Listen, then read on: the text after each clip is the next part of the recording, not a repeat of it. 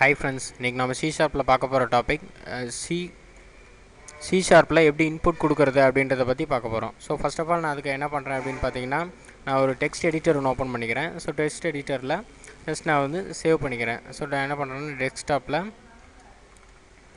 input.cs அப்படின்னு போட்டு நான் வந்து சேவ் பண்ணிக்கிறேன். ஸோ அதுக்கு நான் ஃபஸ்ட் நம்ம வந்து கோடிங் எழுதுகிறோம். ஸோ நான் என்ன பண்ணுறேன்னா யூஸிங் சிஸ்டம் அப்படின்ற ஹெடர் ஃபைலை நான் வந்து இன்க்ளூட் பண்ணிக்கிறேன். நான் அடுத்தது நான் என்ன பண்ணுறேன்னா கிளாஸ் நேம் வந்து போட போகிறேன். ஸோ கிளாஸ் ஸ்பேஸ் நான் வந்து இன்புட் அப்படின்றத நான் வந்து கொடுத்துக்கிறேன். ஸோ கிளாஸ் இன்புட் அப்படின்றத கொடுத்துக்கிறேன்.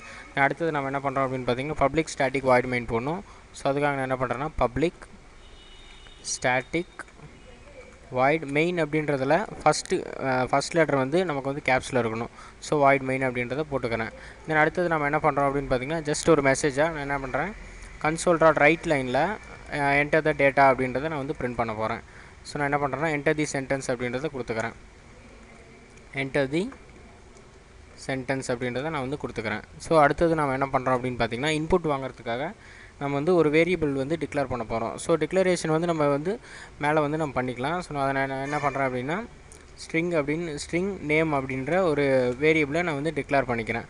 தென் அடுத்தது நான் என்ன பண்ணுறேன் அப்படின்னா அந்த நேம் அப்படின்ற வேரியபிளில் console.readline யூஸ் பண்ணி நான் வந்து வேல்யூ வந்து கெட் பண்ண போகிறேன். ஸோ console.readline யூஸ் பண்ணி நான் வந்து வேல்யூ வந்து கெட் பண்ணிட்டேன். ஸோ கெட் பண்ணி நம்ம வந்து நேம் அப்படின்றத ஸ்ட்ரிங்கில் வந்து நம்ம ஸ்டோர் பண்ணிட்டோம். தென் அடுத்தது நான் என்ன பண்ணுறேன் அப்படின்னு பார்த்தீங்கன்னா ஜஸ்ட் அந்த ஸ்ட்ரிங்கை வந்து நான் அந்த வேரியபிளை வந்து நான் வந்து அப்படியே பிரிண்ட் பண்ண போகிறேன். ஸோ அதுக்காக console.writeline யூஸ் பண்ணுறேன். தென் டபுள் கோட்ஸில் பார்த்தீங்க அப்படின்னா நான் வந்து ஸ்ட்ரிங் அப்படின்றத கொடுத்துக்கிறேன். ஸோ ஸ்ட்ரிங் அப்படின்றத கொடுத்து நான் என்ன பண்ணுறேன்னா ப்ளஸ் அந்த வேரியபிளை பிரிண்ட் பண்ணிக்கிறேன். ஸோ ப்ளஸ் பார்த்திங்க அப்படின்னா நம்ம கன்காட்டினேஷனுக்காக யூஸ் ஆகுது.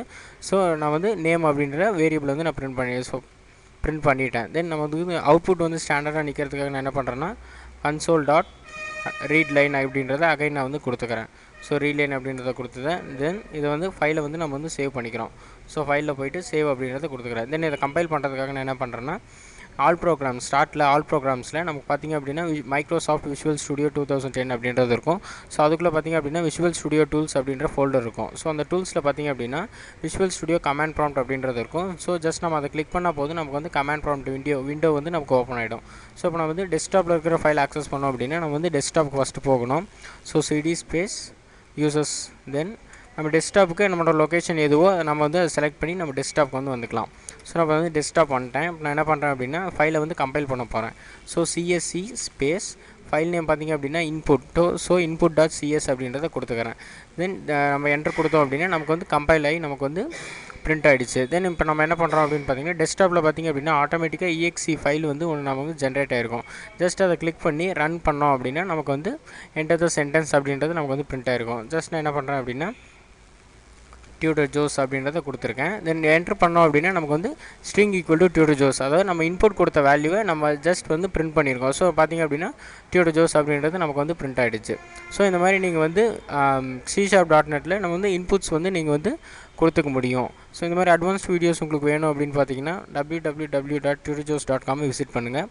தென் யூடியூப்பில் tutor jose அப்படின்ற சேனல் சப்ஸ்கிரைப் பண்ண மறந்துடாதீங்க. Thank you friends.